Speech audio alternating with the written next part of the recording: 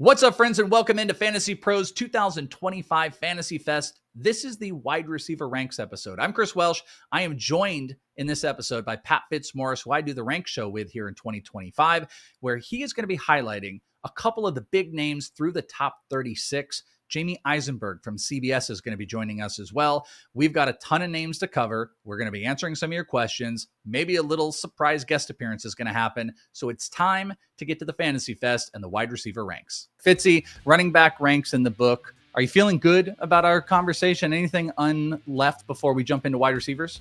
No, I'm feeling good. The thing is, those tiers are they're pretty close to what my rankings look like, Welsh. So it was hard to find outliers, but I love that Dave picked DeAndre Swift as one, because DeAndre Swift and David Montgomery are the two guys I have outside my top 24, but who we have in ECR inside tier 2, that second round tier, or that RB2 tier, I should say. Yeah. All right. Well, we're going to talk about wide receivers. Hopefully our boy Jamey is good. If not, we might even have a third analyst in here. If this were leading off back in the day, we would do a puppet. We do puppet Jamey in here, but let's just jump into this bad boy. And let's talk about, we're doing the same thing as we did with running backs. We've got 36 wide receivers. We're going to break them into tiers of 12s. We've got some picks, just like we did with the running back. So Fitzy, we don't need to waste any more time. Let's jump into it. Our tier 1 of wide receivers, ECR Top 12, starts with Jamar Chase, Justin Jefferson at 2, CeeDee Lamb at 3, Malik Neighbors at 4, Puka and Nico Collins.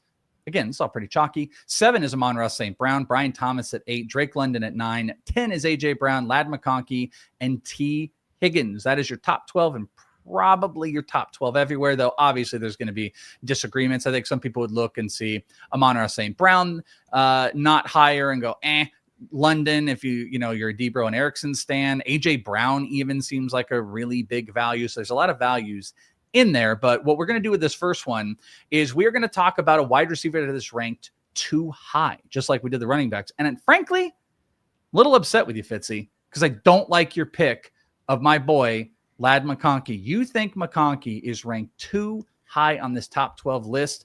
So go ahead and just break my heart. Yeah, I've just got him a little further down, Welsh. I've got him as a high-end wide receiver too. And it's really, I don't know, I feel like the drop-off is kind of steep after wide receiver 10. After A.J. Brown, it's hard to find a suitable wide receiver 11. With Ladd, there's no question he's a terrific player. Like, he just balled out last year as a rookie, and averaging better than 2.5 yards per route run is just outstanding. But Ladd was 26th in targets last year, and now Keenan Allen is coming back to the Chargers. And when Keenan Allen played with Justin Herbert in 2023, Keenan Allen hit a career high in targets, and this is a guy who has not wanted for targets throughout his career. He is not just going to be a decoy in this offense, and the Chargers are going to want to run the ball. Like, it's Jim Harbaugh, it's Greg Roman, and they just drafted Omarion Hampton in the first round. I just worry that Ladd McConkey is not going to get the targets he needs to justify low-end wide receiver 1 draft status. We had in here, which, by the way, you can bring this up. This is not Jamey Eisenberg. Worm, what do you? Oh my God! From the top rope, he just hit his music. Dun-dun-dun-dun-dun. Worm just invaded back here. Are you taking the place of Mr. Eisenberg, Worm? You're muted. And now he's muted. Now you're muted. Come on. Sabotage. It's because once I was done, I unplugged my mic and everything, and then it was like, okay, I'll jump back in, and I forgot to turn it back on. Yeah, but it's your birthday. Go obviously, yeah. With the muting, he's obviously been day drinking on his birthday. I totally get it. See it. Cheeks are a little bit red here. Let me ask you this real quick, Worm. This is going to determine our friendship for the rest of the year. Do you think Ladd McConkey is ranked too high when you look at this top 12 list? Are you a Ladd stan or a Ladd ban? You know, it's funny. My last segment that I was hosting with Dan Johnson from DraftKings, that was one of his picks as a player to fade. And he was wearing, by the way, I've just scarfed down a lunch, which is why that I've kind of rushed back into this. So he was wearing a Ladd McConkey jersey, and I was like, oh man, are you really fading? He's been stuck at wide receiver 11 basically all off season, which I think is right, but I'm not drafting him there. We've actually talked a lot on the stream already about how there's a difference between sometimes where you draft a guy and where you rank him. I don't know that there's a lot of people I want to rank higher, but I don't know that I'm going to be taking a lot of him. If I'm not getting one of those top 10 receivers, which I feel like is pretty locked in, I'm kind of looking at other positions at that point. Can I get some lad stands in the chat, please? He's my wide receiver 10. I in many spots have been able to lock him down as like a wide receiver 2 in those double taps. I think it's key. I think we're overblown about worrying about Keenan Allen really taking away from him. He's going to move all across the field, an insane route runner. Thank you very much, Father Man. Just who are you kicking out of the top 10, Welsh? I am kicking out AJ Brown. I'm kicking out AJ Brown is the one that gets kicked out of this list. I'm also a little bit higher on Brian Thomas. I mean, AJ Brown is, fantastic. I just continuously hate the passing game and how they build it. Somebody said, by the way, in here, Puka and Ladd are a little sussy. Does anybody think that Puka at 5 is sussy? I kind of agree, honestly. I mean, it's not strictly based on the player. It's, the Stafford injury and everything like that. There's also just other players that I like. Like, I love Nico Collins. I love Drake London. I love Brian Thomas Jr. So for that reason, like, Puka wouldn't be in my top 5. It's not a knock on the player. But I kind of agree with that comment, honestly. Yeah, he is too high. Like, I've got Puka 8, just ahead of Amon-Ra St. Brown, and maybe I could make a case that Amon-Ra deserves to be ahead of him. I definitely think London and Nico should be ahead of Puka, considering the Stafford stuff, the addition of Devontae Adams. And like Puka, as good as he's been, he hasn't scored many touchdowns. All right, well, we got the core ECR top 12. Those are your bad boys. Let's get to our next range. We're going to go to the wide receiver 2s, tier 2 here, 13 through 24. We got Jaxson, Smith-Njigba at 13, Tyreek Hill at 14, Garrett Wilson, Devontae Adams, Mike Evans, Marvin Harrison Jr. That's your top half. Your bottom half, Terry McLaurin, DJ Moore, DK Metcalf, Cortland Sutton, Devontae Smith, and Jameson Williams. So like we did in running backs, we've got a positively ranked in here, so kind of like a value, and one you think is negatively ranked. So Fitzy, let's start with your positively ranked player. All right, Welsh, I'm going to anger you by telling you I have Jaxson, Smith, and Njigba ranked ahead of your guy, Lad McConkey. JSN was 12th in targets among wide receivers last year. He had 100 receptions. I don't think his target outlook is any worse this year with DK Metcalf gone. And, if Cooper Kupp is as dusty as some people suspect, then I think JSN could maybe even go a little bit up in targets. And I can't really imagine that anyone thinks going from Geno Smith to Sam Darnold is such a huge downgrade that it's going to tank JSN's fantasy value in any way. So I kind of think JSN deserves to bump Lad McConkey out of that first. I don't hate that you have JSN high. It's my second wide receiver in the flex league, which I love. I just hate that he's over Lad. And then I generally hate that he's just a Seahawk. Like, that's like a general sense. But like JSN, I'm here for. What do you got, Worm? What do you think? Positive? I'm raising my hand because I am somebody who is worried about the downgrade at quarterback, and specifically Sam Darnold. Like, I know the offensive line should be better. Like, I like Gray Zabel a lot as an addition that they made, but it is just such a worse situation than Minnesota was for Sam Darnold a year ago. And I don't want to forget the last, 8, however many years of Sam Darnold's career, and just assume that being paired with, a good line and a great receiving core and Kevin O'Connell is just going to immediately translate. I like a lot about the Seattle situation, but the offensive line scares me so much, and Darnold scares me enough that I wouldn't not move JSN down. I actually think 13 is the appropriate spot for him. I could maybe even move him up to 12. I wouldn't have him ahead of Ladd or any of those guys in the top 10 because I am concerned about Darnold. Can we get a poll? And by the way, it might be there and I'm just not seeing it, but is anybody more worried with Sam Darnold than they were Geno Smith? I would love to see and love to know the results of that. If Sam Darnold is more worrisome, because that one is totally trippy to me. All right. So now on the inverse, we are going to do negative. This is a player that should not be in this range. And clearly we can see the name just like we had before. You really hate your Lions this year, Fitzy. You hated David Montgomery, and we got Baby Blue over there on the hate for Jameson Williams. Lions fans are going to despise me because I'm dumping on all their players. I think Jamo's terrific, really talented guy, but he had 91 targets last year. Like, Jameson Williams averaged 6 targets a game.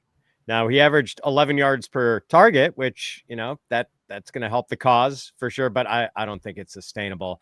The target share needs to grow for Jameson Williams to maintain his value, and I'm not wildly confident that's going to happen with Amon-Ra St. Brown around, Sam Laporta around, and maybe maybe the Lions offense just isn't as functional, not running as many plays, probably not scoring as many touchdowns since they scored 70 last year. I'm a little worried about this offense as a whole, and Jameson with his relatively small target load, I just think it's going to be hard for him to maintain wide receiver 2 value. What do you think there, Worm? When you look at Jameson Williams there, 24, kind of have a little bit of a difficult time as well, because he is just like, he's explosive, he's big, but it's in an offense that is centered around Jahmyr Gibbs. You've got all the big guys. Is Jameson Williams improperly ranked, do you think, here? No, the hard part for me is that so many of the guys in this like mid-20s receiver range, like I see the upside. I really see the downside. It's hard for me to really order them. There's like 12 names you could put here in any order, and I would be okay with it. I do think the upside is really apparent for a guy like Jameson Williams, but there are enough question marks with the offensive coordinator change and with the offensive line taking a step back, theoretically, that I would be fading him. I'm in lockstep with Fitz on this one. Oh. Well, hey, we've got a special surprise. So first off, Fitzy, for our boy Worm's birthday, get him out of here. Kick him out. He's gone. Happy birthday, Worm. Get him out, Seth. Kick him out. We don't even want him here because we've got the great and powerful Jamey Eisenberg. He is in. Jamey, what's up, my friend? Thank you. Actually created the best thing we could have possibly had, where we built Worm up on his birthday and we got to kick him out. It's amazing. How are you? Well, happy birthday. Thanks for having me, guys. Sorry I'm late. Oh, no, it's all good. Happy birthday to him. Hey, Jamey, we were just talking. I want to get your take on this. We're in the wide receiver 2 range, ECR 13 through 24. And our boy Fitzy locked in that Jaxson, Smith-Njigba is the positively ranked player, that he is ranked too low, and you love the rank, with Jameson Williams being the player that you really don't like it. Love to get your take on the positive and negatives of Jaxson Smith-Njigba and Jameson Williams in your eyes as far as ranks go. I think they're actually almost exactly where I have them. So JSN is, I think, wide receiver 11 or 12 for me. Are we talking full PPR, half PPR? I'm not sure what the format is, so I just want to make sure. Half PPR. Yeah, so right in this range, and the same with Jameson Williams. I mean, look, it's hard to overlook or avoid the drumbeat that we've been hearing all offseason about him having a breakout season this year and everything that's potentially headed his direction with a coordinator change. For what that's worth, could be a positive for him, but building off what he was able to accomplish last year, and it feels like with Jameson, for example, I've been doing this a long time. I know you have also, Pat. You get into sort of habits and things that you are tried and true. And I've gotten the benefit of talking to guys like Jerry Rice and Chris Carter and some of the greats about third-year receivers. And this is really that time for Jameson Williams because of the ACL injury and the gambling situation. Things finally are clicking for him. And understanding what to do, understanding his role, understanding everything about playing that position. And so this could be, one of his best years yet. And in terms of JSN, really the only concern for me is Sam Darnold. Is he going to be capable of, being as good as Geno Smith? But, actually being able to support him to the level of him having that breakout season. So both these guys, I think, have the opportunity to sort of outperform their average draft position, at least at this point. All right, we got more wide receivers coming up as we get to wide receiver 3s into our next tier. But we want to tell you guys about some prizes, baby, because we have teamed up with Trophy Smack to give away this stunning perpetual fantasy football black trophy that is, look at that bad boy. Oh, standing tall, 56 inches. This beauty commands attention, dominates your mantle, and reminds your league every single year just how badly you crush them. With space to engrave up to 19 years of champions. It's the gift that keeps on giving season after season. To enter, all you got to do is subscribe to the Fantasy Pros YouTube channel, which hopefully you're watching live right now on Fantasy Fest, and you hit subscribe, drop a comment like you're doing, and guess what? You're all entered. Congratulations. We'll announce the winner right here towards the end of the stream, so stay tuned and send in those comments because we are doing it live on the show, baby. We are joined by Jamey Eisenberg of CBS. We've got Pat Fitzmaurice, and we are talking wide receivers. We're very glad to do it, and this is going to be a great tier here where our wide receiver 3s, ECR 25 through 36, starts with Zay Flowers. We've got Teteroa McMillan, Xavier Worthy, Rashee Rice, George Pickens, Jalen Waddle. Boom. That's the end of the top end. Calvin Ridley, Travis Hunter, Chris Olave, Jerry Jeudy, Rome Odunze, and Jacoby Myers. That is the back half of 31 through 36. And our narrative here is a wide receiver that can jump in to be a wide receiver 2, maybe even a wide receiver 3. Fitzy, we clearly know who you have picked. He is on a high rise of value. And I think the ECR of 26 is going to be closer into the 20s and teens in these coming weekends. So let's hear why you picked McMillan, and then we'll get Jamey's take on it. Yeah, I want to put Tedero McMillan in the wide receiver 2 range, and I've got him in the teens. It is obvious that T-Mac is going to be Bryce Young's top receiver right away. The Panthers are probably going to have to throw quite a bit this year because their defense isn't very good on paper. I think there's a chance McMillan finishes top 10 in targets. He is a top 10 draft pick who stands 6'5", runs good routes, averaged 108.8 yards per game over his last 2 college seasons. And, it's not like Arizona had a really good NFL prospect at quarterback those years. I just love the outlook for this guy. And I think kind of seeing is believing based on his college career and what we've actually seen from him so far in training camp in the preseason. Like, I don't want to underdraft him just because we haven't seen him play an NFL game yet. Jamey, what do you think about Tedero McMillan? His rise is going to be pretty huge. Like I said, there are some spots where he's even floating into the 20s. Updated ranks over on Fantasy Pros on the fantasypros.com/rankings. I think he's even pushed into like a 24. Do you think Tedero McMillan has the potential to push that top 15? And I guess there's 2 parts of it. Like, could he get there as far as being drafted, and should he be there? Yes and yes. I mean, he's a borderline top 20 guy for me. I think I'm 21 right now. So a guy that I would draft as a wide receiver too, somebody I think that has, the ability to, again, outperform his average draft position. I think once you get into this range, we talk about this a lot on our shows on Fantasy Football Today, like basically like from wide receiver 20, and it's different names, but like 20 to 40, like we call it the blob. There's just so many great wide receivers that can easily challenged to be top 15 caliber players, top 20 caliber players. We're into this group of guys right now.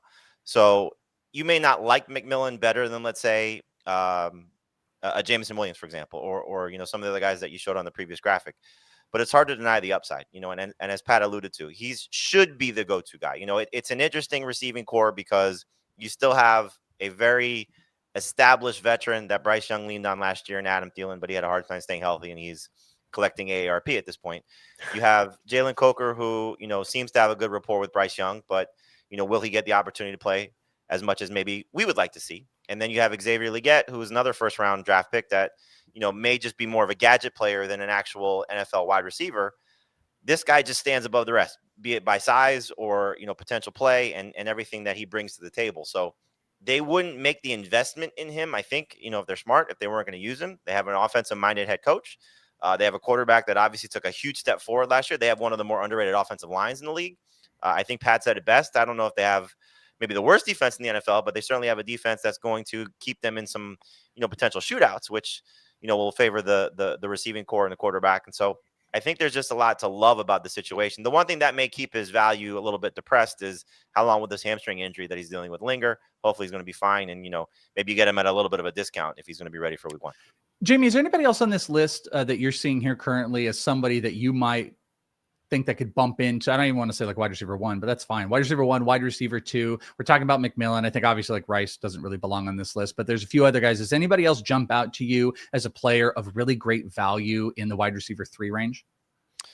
Yeah, I like a lot of these guys, depending on the situation with Rice, we could see Worthy, if we're talking about an 8-game suspension for Rice, we saw how he finished last season. He was a monster. Depending on the situation with Tyreek Hill with this oblique injury and, Devon Achane, if this calf injury lingers, and they have to lean on him, especially with the tight end situation being different this year. So no Jonnu Smith soaking up targets.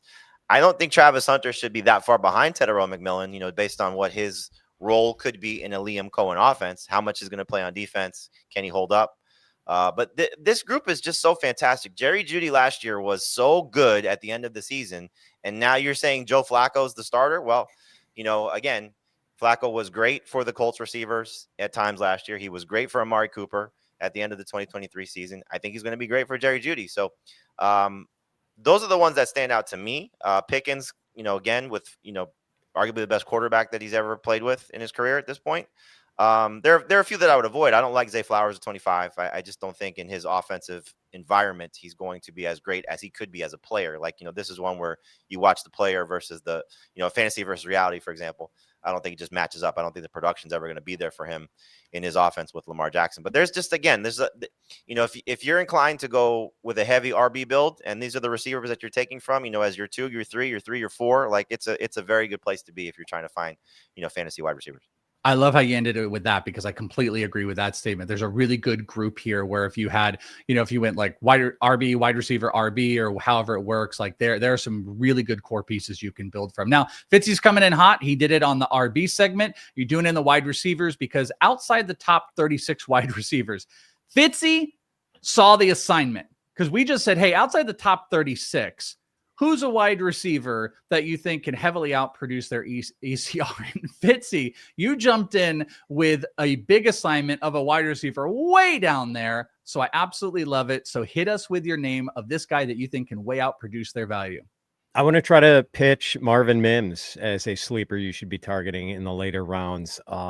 Mims had 6 touchdowns over Denver's last 7 regular season games last year, averaged 62 yards a game over that stretch, despite playing fewer than half of the offensive snaps in all of those games.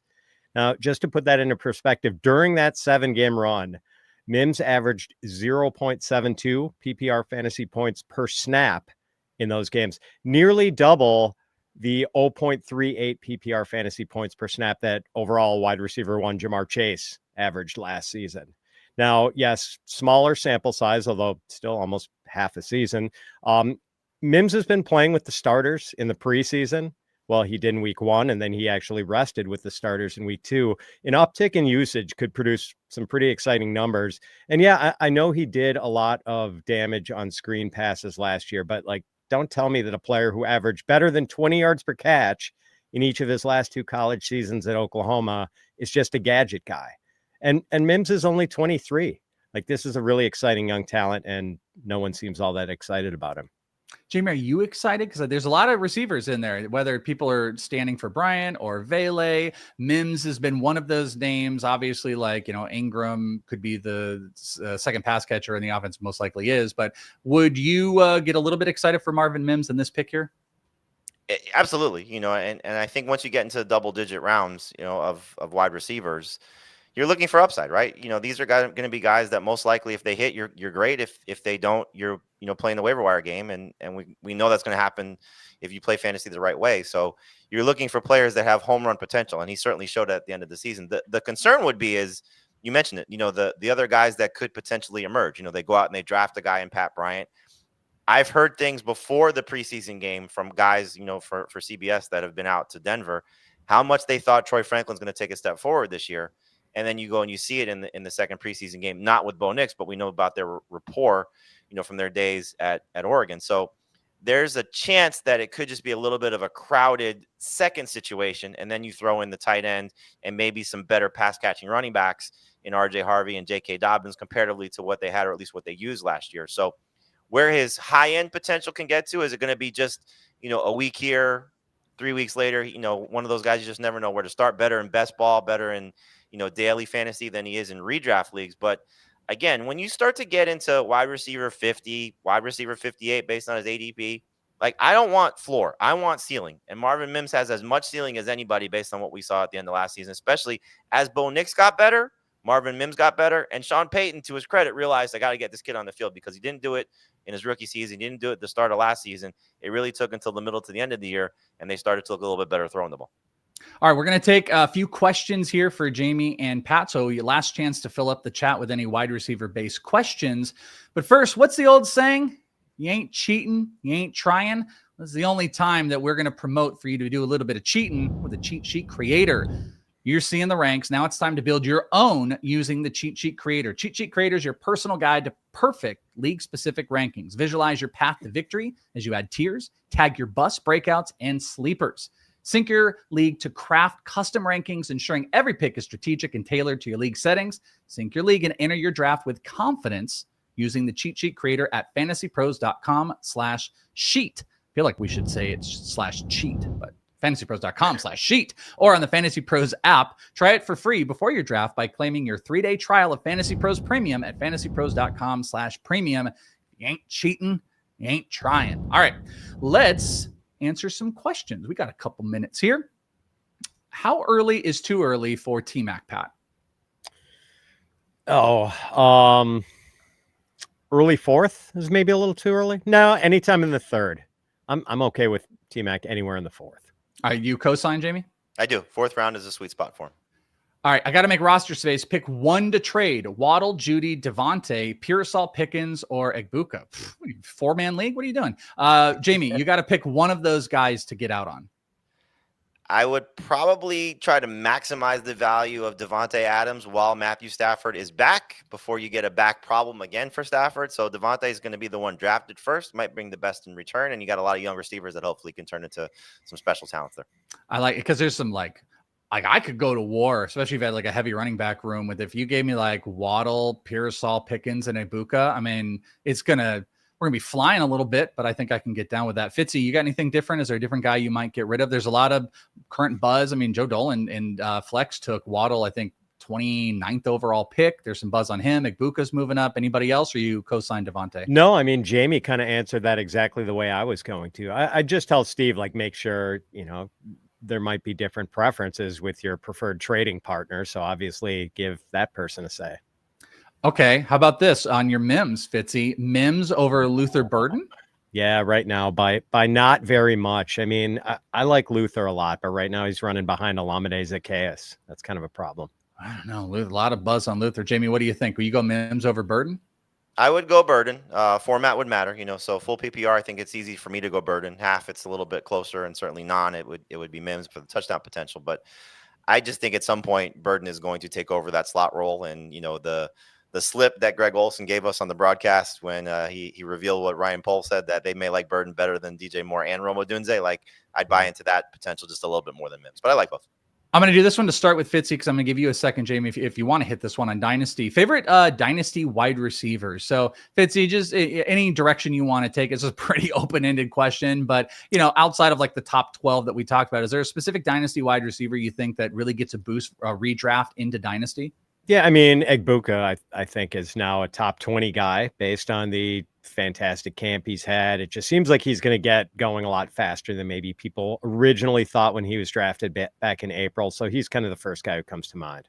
Jamey, anybody jump? Ricky Pearsall, by the way, I know has been talked about a lot. I kind of think he's a cool, sneaky, like redraft value versus Dynasty. I don't know. I think Egbuka has like that big window already. People's in their brain Dynasty versus redraft, but he jumped out to me as a guy that might still be ranked kind of low in Dynasty. Do you have a Dynasty wide receiver you want to throw at people? I give you three rookies. Matthew Golden's, not far off from Egbuka, just with the opportunity to be that go-to guy for the Packers, and it looks like it may get accelerated. May have taken a year or two, based on Jaden Reed's injury, Romeo Dobbs, coming back from the back injury, Christian Watson, we don't know when he's going to be there. Like Golden, living up to the hype and may just be Jordan Love's guy right away. I think Kyle Williams for the Patriots, just looking at how he's developing and making on the field at the middle point of the season. Once they get the Mac Hollins, Kayshon Boutte, situation out of the way, and it's, Diggs not long for that team. So I like that. And then one of my favorite late round guys is Deontay Thornton.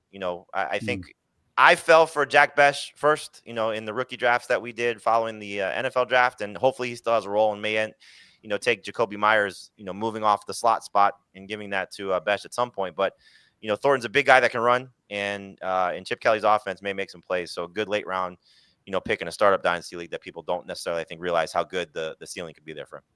Ladies and gentlemen, wide receiver ranks 36 and beyond. Buzz Lightyear here. We got tons for you guys, and hopefully you enjoyed that. Make sure to go to fantasypros.com/rankings if you want to see more.